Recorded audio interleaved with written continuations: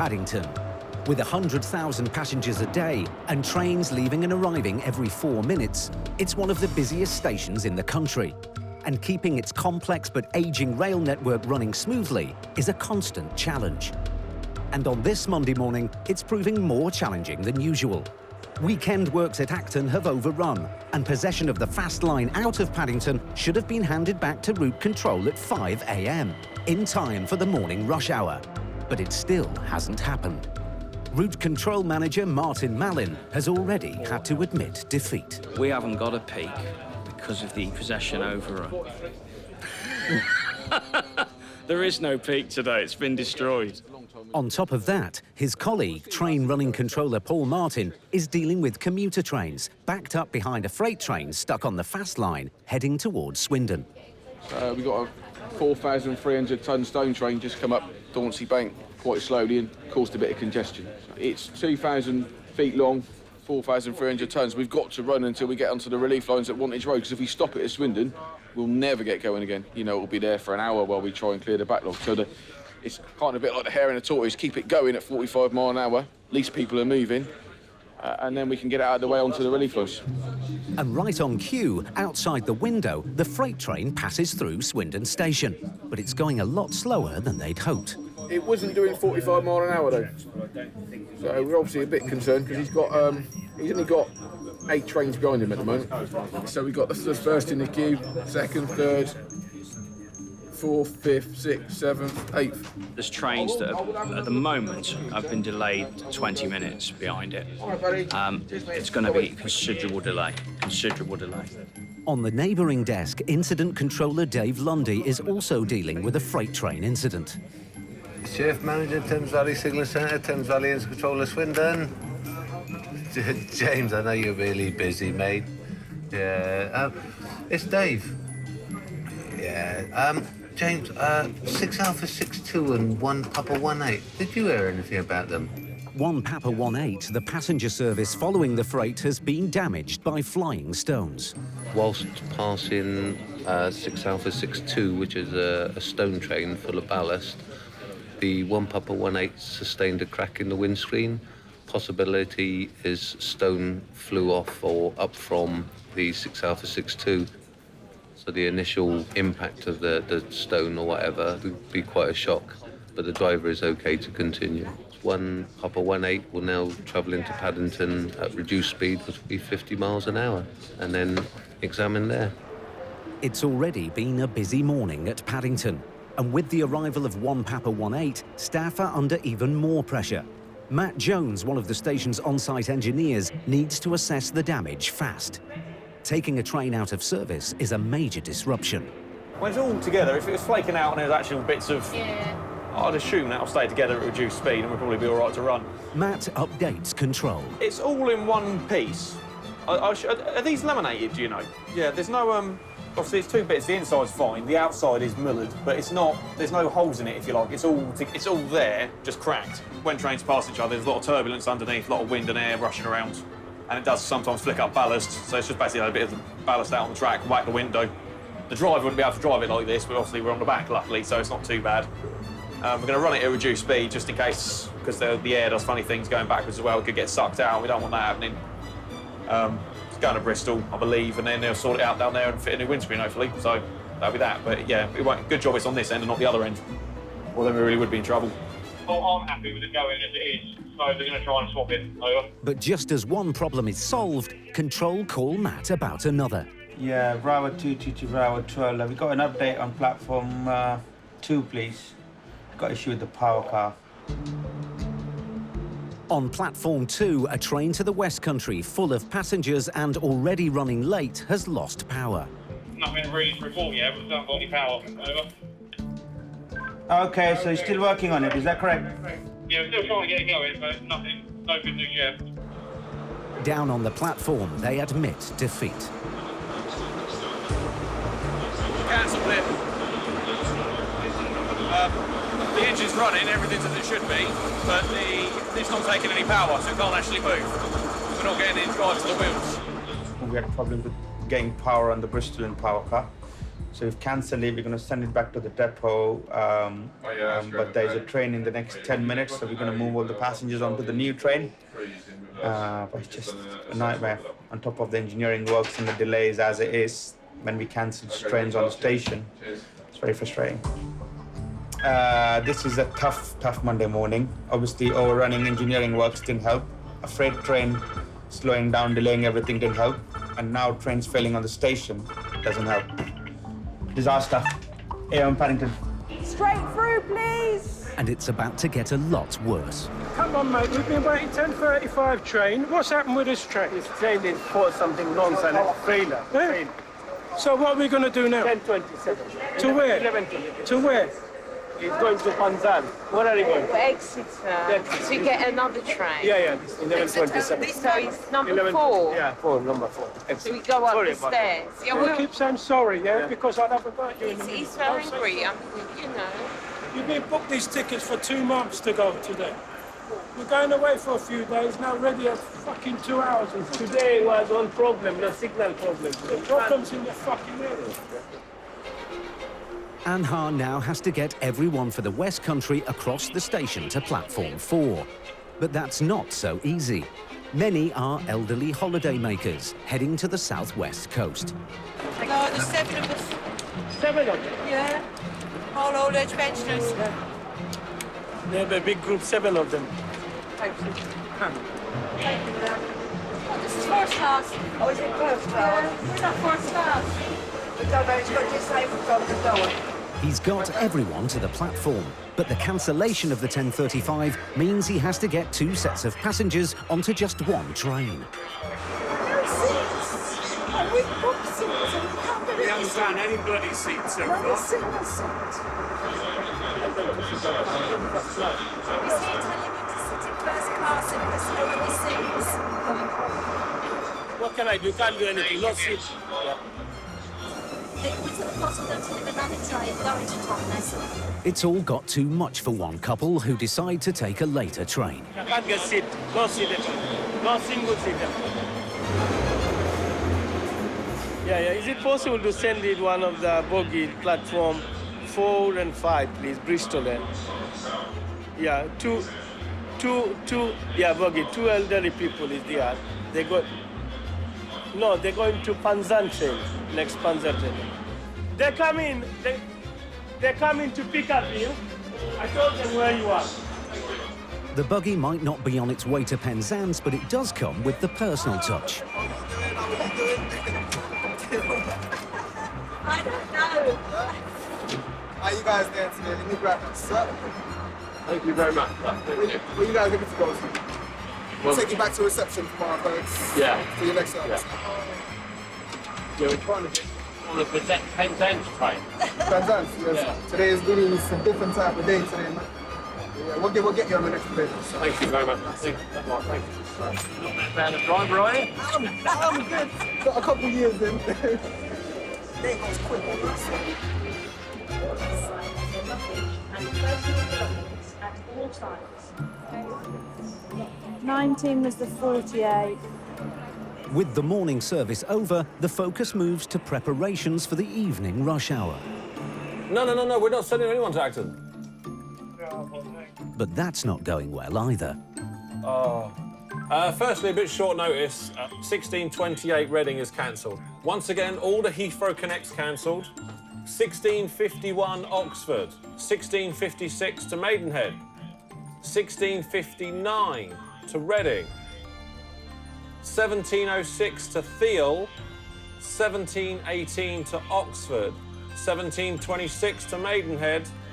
And closing with a 17:30 free connect. So quite a few there. The deadline for finishing work on the fast lines at Acton has overrun again. You have 4 lines between us and Reading, and basically 2 of them run fast, 2 run slow, 1 in each direction. So currently we have 2 lines closed between here and Hayes. The lines that the high-speed trains would use are basically cut off in that area. which is very, very awkward, especially when you think of peak time when we run completely at capacity for 4 lines. If we've only got 2, it makes it a hell of a lot more awkward. All right, the 1812 and the 1815 might be in 12 and 14, so heads up for that. If you need anything, let me know. I'll come upstairs. I'm on 12. Customer ambassador Natalie Greenwood is getting ready for the passenger onslaught. That is busy. I've never seen it this busy for the stopping service. With train turnarounds getting squeezed, passengers are kept back until the last possible minute.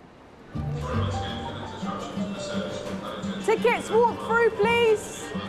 Straight through, please. Straight through, please. Tickets, walk through, please. Paper tickets, walk through, please. They're coming out, they're coming out, they're coming out. Yeah, all right, I'm going. I'll make sure this train goes on time, kind of. More space down, please. You're not going to go on this one. You need to go down to the end. The train's like 3 cancellations, and then 1 stopping train will be running. So that 1 stopping service, like this one, is just full of people. Keep going, keep going. Next doors, next doors, next door, next door. Yep. You're trying to get 3 trains worth of people onto 1 train. Mate, can you move down a little bit, please? Can you move down a little bit, please? Because it's peak time. It's going to be even more packed than it already is. So, like, trying to push them in physically. Get them on, get them out. It's 2 hours into rush hour, and last-minute cancellations and changes are mounting. There's more space down here. It's the second time I've been down here.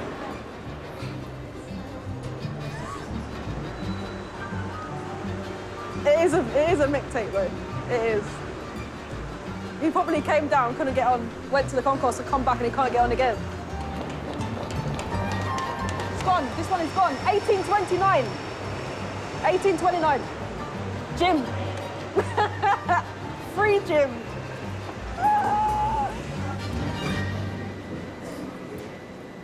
At last, the end is in sight. Oh. As rush hour draws to a close, in the control room, Graham Parker is optimistic that there won't be a repeat of today's disruption. Yeah, so I have every certainty and faith that it'll all be good for tomorrow's shift.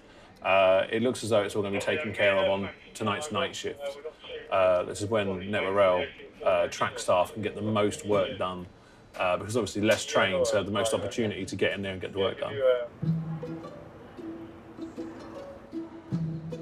But the next morning... Yeah, base to all Bravo Mobiles, Alpha 10, Romeo 1. So the set on number 8, it was going to do the 9:30, but the 9:30 is now confirmed as cancelled.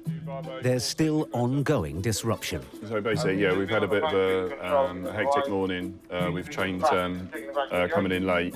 So we've had train crew sort of all over the place and trains going into different platforms. And it's an old friend that has come back to haunt them. We've just received a call that there's a track defect in the Acton area. So that's going to cause a few issues, obviously, later on, because at some stage you'll probably have to take a possession and to do the repair on the track.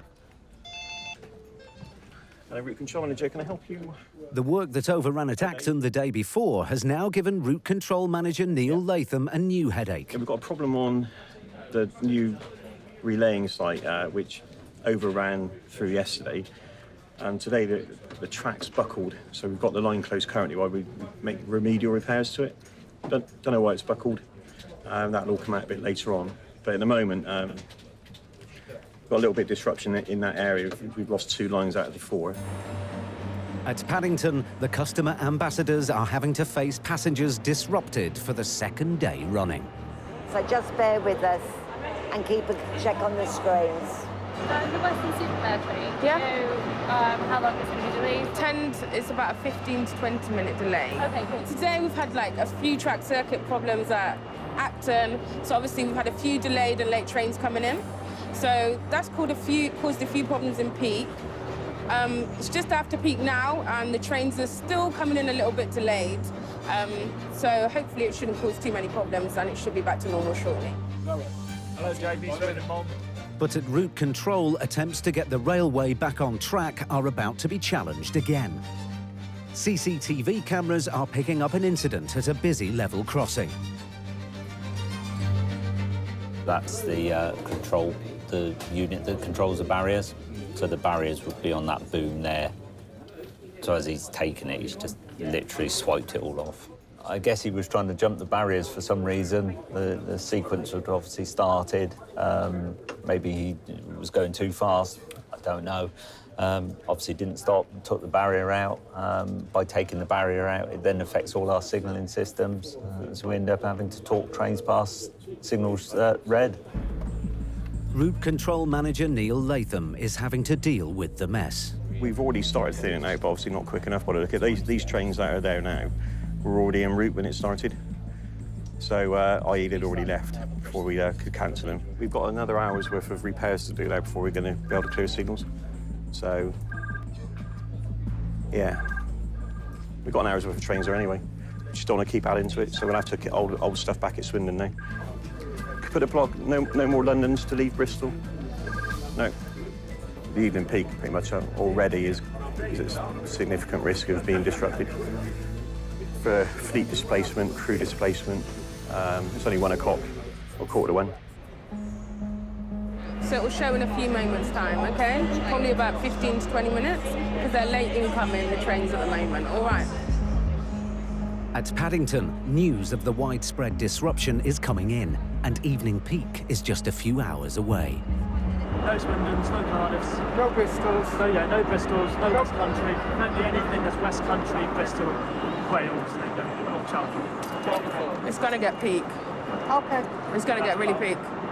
It's going to get really bad. We need to start getting the water, though. Go on, bro. People are getting a little bit anxious now, because obviously there's quite a lot of cancellations that come up on the board. I'm just going to try and keep them up to date as much as I can. And it's very hot as well, so we'll probably, hopefully, if it gets any worse, probably start dishing out the water and stuff. OK, thank you, Jamie. Cheers, mate. Bye. At Route Control, they've nearly solved one of the problems that has plagued Paddington's route for the last couple of hours, replacing the level crossing barrier badly damaged by a careless lorry driver. They've managed to obtain detection on the barriers when they come down, which means signals will clear. So they're just going to watch a couple of trains over and do one final bit of testing. So we're probably about 10 minutes away from getting normal work in there. With trains still backed up, Incident Controller Bob Howard needs some good news. Yeah, the SSM's just phoned me with that as well, and I've just seen it on CCF. He's cleared signals on both the up and the down lines. Normal working's just been restored. As you can see there, he can now clear signals to get a train over the crossing in both directions. We've affected 63 trains, just over 1,800 minutes delay. And that's likely to increase? That's likely to increase a lot, because there's a lot of late running still going around from the initial incident. Hi, would you like a free water? There we go, my love. I think everyone's thirsty. It's so hot in here. Like, it's roasting. So, I just can only imagine how they feel, like, sitting in a greenhouse like this. It's roasting. Oh, it's horrible. But, yeah, my job's done. Everybody's so thirsty. Yeah. OK. But now, Incident Controller Bob Howard has another issue. We've got another problem, Paul. Fucking Stocks Lane won't lower now. Lower. Hello, Jamie. Swindon Mom. Hello, mate. We've got another problem. Causeway's working fine. Stocks Lane, you can't get the barriers down. There's trouble at a second level crossing. We've got 2 level crossings, very close proximity. Both controlled by the same sets of signals. Unfortunately, the barriers at Stocks Lane are now left up in the air, unable to lower them, so we can't now clear the same signals that we were attempted to clear before for the other crossing. More delays. At the moment, we've got trains that have been stuck there for about an hour. Network rail emergency. And 5 minutes later... OK, what's Striker Bridge, sir? Is that an articulated lorry? We've got bridge strike holder at Common Lane. Taking a piss out of me. Where else do you want a bridge strike when you haven't got any fucking railway to run trains on?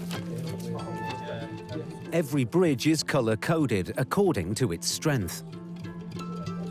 Yeah, just checking dispensation for the bridge. It's listed as a green structure for the bit that's got hit, so that means we can run trains normally.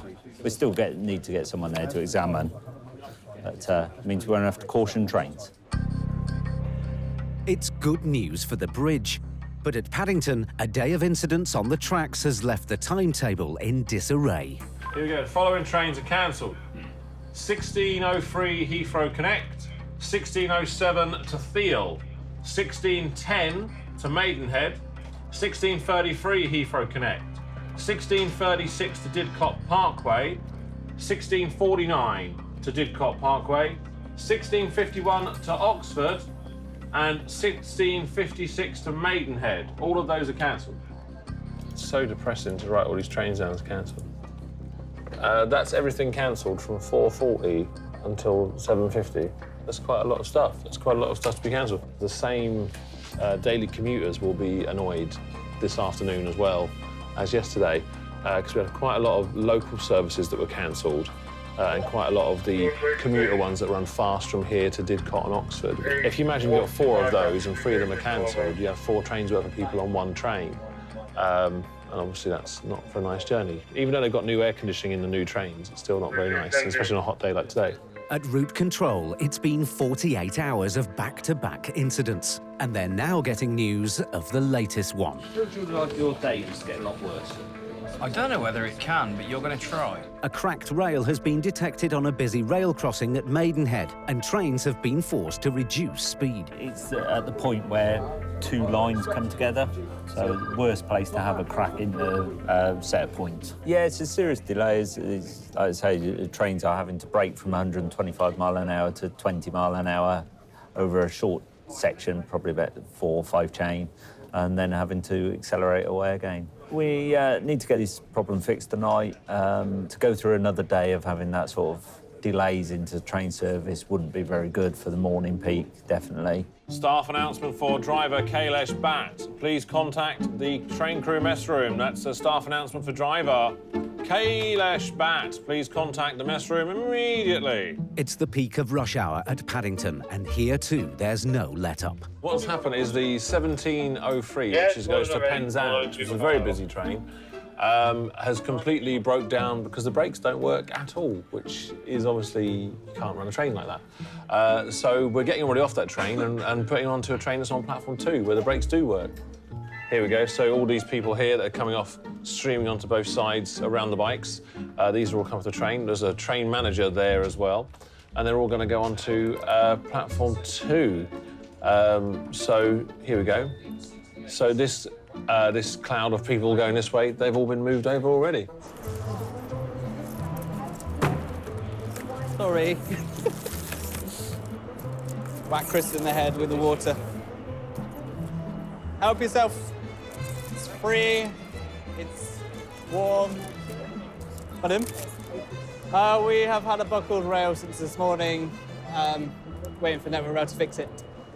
So the train track is buckled. Huh? Fish are not doing very well, are Fish are not doing very well. Where are you going? Reading. Oh, you'll be fine. The 1845 will be the next one. Swansea, yeah. Your train's standing on one that was meant to be 6:15. Is that now the 1845? 6:15 left. Oh. No, it hasn't. No? I'm here to tell you. Apart from 3? No announcements. Everybody's planned. I believe so, yeah. Make some announcements. Oh. No, the heat just really makes people a little bit more touchy than they normally are, so we get a lot of people who are angry. So little Paddington here isn't very happy, and nor am I. However, my job is to keep everyone happy. Easier said than done, though. A little bit of positivity, and it will be fine. And customer ambassador Kaz Debray has his own unique way of keeping spirits up. I do have a sing-along with groups sometimes. I'll just go up to them randomly and just start singing. They like the ABBA songs, because everybody loves them. So I just go Super Trooper Day, and then I'll just start singing. Some of them will go, but it's nice.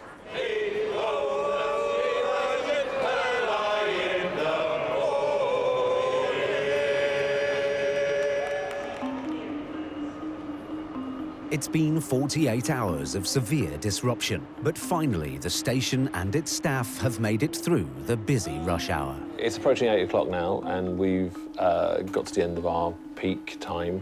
A hell of a lot of trains have been cancelled today because of this engineering work at Ealing. Ealing and Acton. Between 3 and 8 o'clock that it is now, we've cancelled 47 trains in that time. That's just leaving Paddington. So 47 leaving are probably the same number coming in as well. But life on the railway never stops. Now they need to fix the faults before tomorrow's service cranks up. I've been told that the work is going to be finished tonight. Obviously, it's emergency engineering work now, so they're going to jump in and hopefully get that all done, hopefully before 3 o'clock in the morning, because I don't want this shift again today. It's quite embarrassing when you say that the problem today is exactly the same problem that was yesterday. You know, people just expect a better situation than that. So to have a third day would be really, really embarrassing. But I say I have all the faith in the world that they're going to sort it out tonight.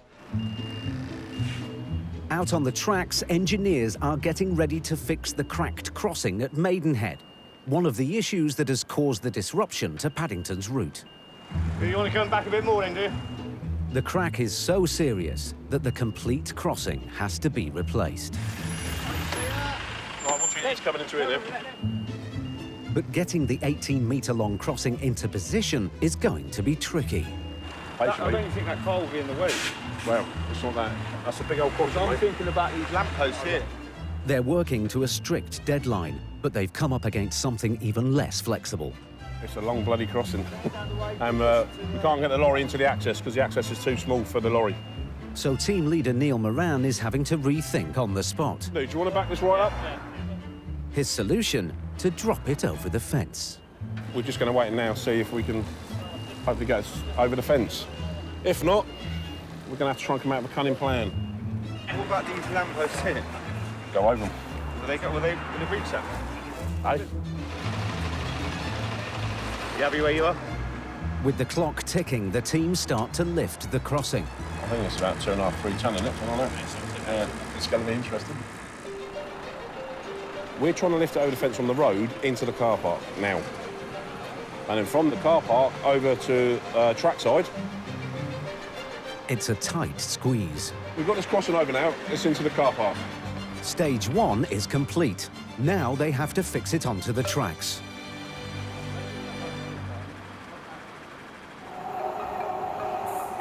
"50 miles away, speeding along the main line, a high-tech piece of measuring kit is hard at work. Crammed with computers, Network Rail's measurement train acts as an early warning system by picking up defects with the rails. It's nicknamed the Flying Banana, and rail enthusiasts find it quite appealing. Our infrastructure monitoring fleet, including the new measurement train, are quite unique vehicles, so they have quite a following around the rail industry, and they're regularly photographed, and they appear on all sorts of train websites, so they're quite famous in their own right. As this celebrity of the network makes its way along 800 miles of track in one shift, high-tech scanners record critical data. What you're seeing here is whatever's at the side of the track there. So as the lasers fan out, they're picking up the inside of the rails here, which is what you're seeing, the ballast on which the track is laid, and then anything else that's at the side. So that's another set of rails opposite us that is starting to move in, and obviously there's a set of points there. So you can actually see the tracks moving together, the ballast itself, and any other features alongside the track as well as we pass them. So we might get platform edges appear here, for example, shrubs or embankments. What we're looking at is the position of the adjacent set of tracks. So we have to maintain passing clearances for trains, and what you don't want, obviously, is them getting too close. So in order to do that, we measure the position of the tracks relevant to this and make sure that they maintain a clear, defined space. As well as detecting track safety issues, the team are also looking out for the comfort of the passengers. Underneath the vehicle, we have more than 40 different types of sensors. Each giving us an indication of all the type of movements the vehicle is feeling. So literally, if you were sat here with a cup of tea and you spilt a tiny little bit of tea, that's a tiny little fault in the way the track's been designed. If you obviously smell a large amount of tea in a particular direction, that will be registered on these tracers. And that's the sort of thing we're looking for. We're looking for things that make a passenger feel uncomfortable. and the type of movements that shouldn't be actually designed into the track. At Maidenhead, engineers are replacing the cracked crossing.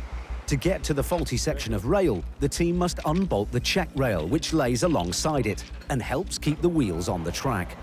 But just minutes in, team leader Neil has come up against a problem. Don't fit, fits on that one. But look, that's well loose on there. You're not going to get adjustable in there, mate. The tool needed to remove the bolts is too large. This screw here, trying to get that off. We haven't got the right attachment for these screws, so we're just going to see if we can go get one. Dan, go with him. Simon, go with Dan now. Neil sends his men on a mission to find the right socket. We just got to pray Ed's got an attachment to get these off. You got one, Dan? You're joking. Like AS through sockets. What's that in your hand? That's just the bolt. That's the bigger bolt that I've got. Yeah, that's the one you should be I know checking. what socket it looks like. I know you ain't got it. It's not there. So we ain't got them? No, it's not there. But The night's work is at risk because they don't have the right socket. And in a few hours' time, trains need to be running again. Dino, I need a favour. Right, have you got a big ratchet set? Ginger's on his way back to you now. He's got a nut with him. Can you just see if your stuff fits there? Otherwise, we're knackered. Finally, after a dash across town and several phone calls, they think they've found one that fits. Yeah, Neil, we've got one. Oh, we've got one. We've got one. We've got one, yeah. Equipment in order, they can get on with removing the half-ton check rail, which helps keep train wheels in place. That's it. You're going to get right near this chair here because you're going to drag it. Because you're going to hit the chair. Don't forget. Right, together. Ready? Hup. Right, set your dogs back. Right, together. Ready? Hup. The welder, Carl Parker, now has a clear view of the defect. There's a crack in the crossing. The crack goes from here to here, look. 4 inches, which could possibly go all the way through, which means it'll pull apart with the weight of the train. This crack may look small, but over time it could lead to a derailment. So tonight's work is critical. Hold it there. The new crossing is placed directly on top of the old, so they can make a precise cut.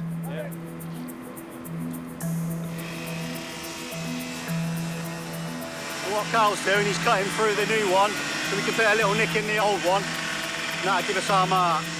And what he'll do, leather here, take off the new crossing, and it'll allow us to cut through all 4 legs, and we'll take out the old one, and hopefully the new one will fit. The new crossing is lifted out of the way so the engineers can finish cutting through the old rails. Basically, this is where we barked up for the new crossing, and that's what it's cutting in now. So hopefully, when all this is cut, we unclip it all, and then the RRVs, they pull the old one out, we'll put the new one in, should all fit snug, and the welders will weld it all up. It's the moment of truth. The new crossing must line up perfectly, so the welders can join it with the existing track.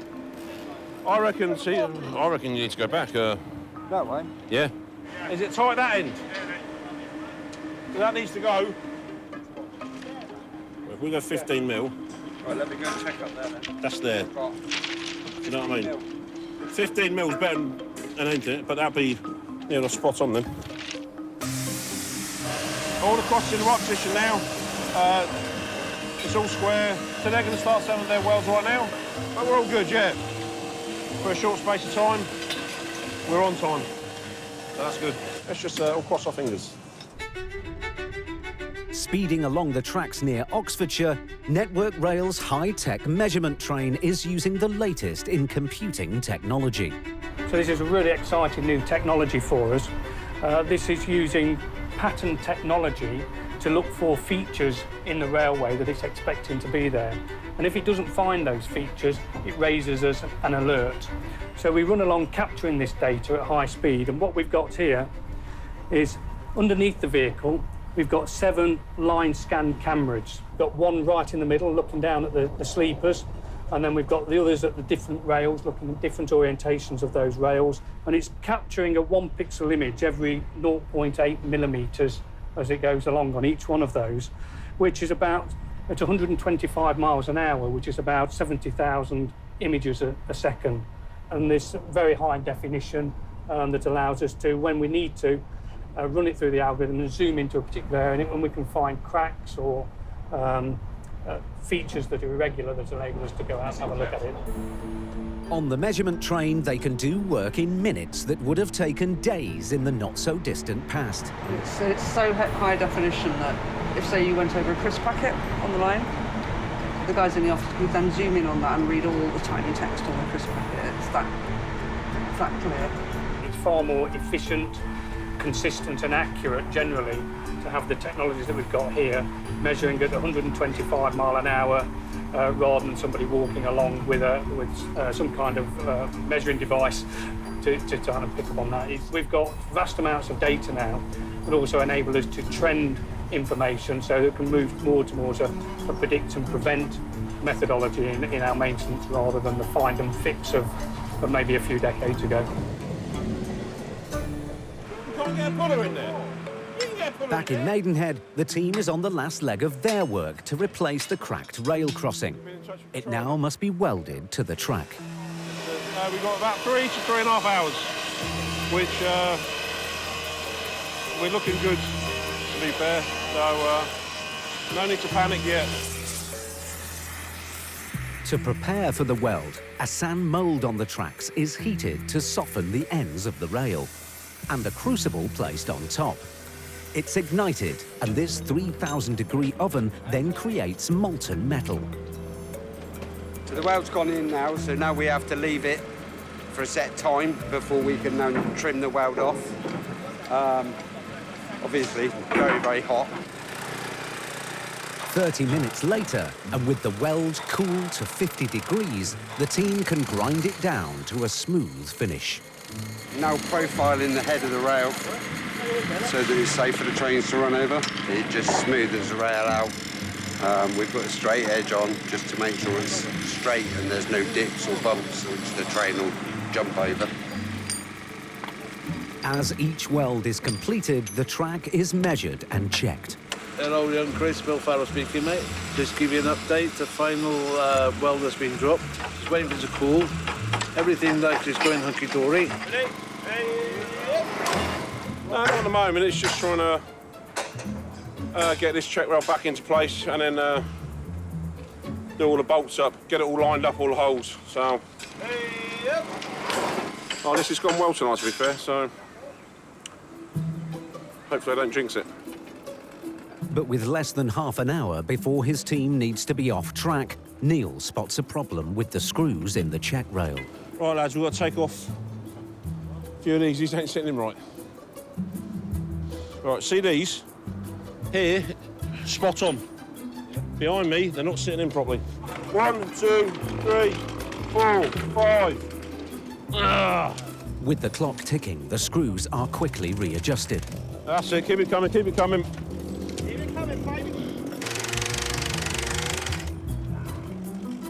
Lovely, lovely, lovely. A few last-minute tweaks to the check rail, and Neil's team finish the job. And they've cut it tight. We have got 10 minutes to spare. That's for the timeline? That's for the timeline. Yeah, timeline, yeah. So you can put on that, we're good. We'll let them know it's all clear. Another day, another dollar.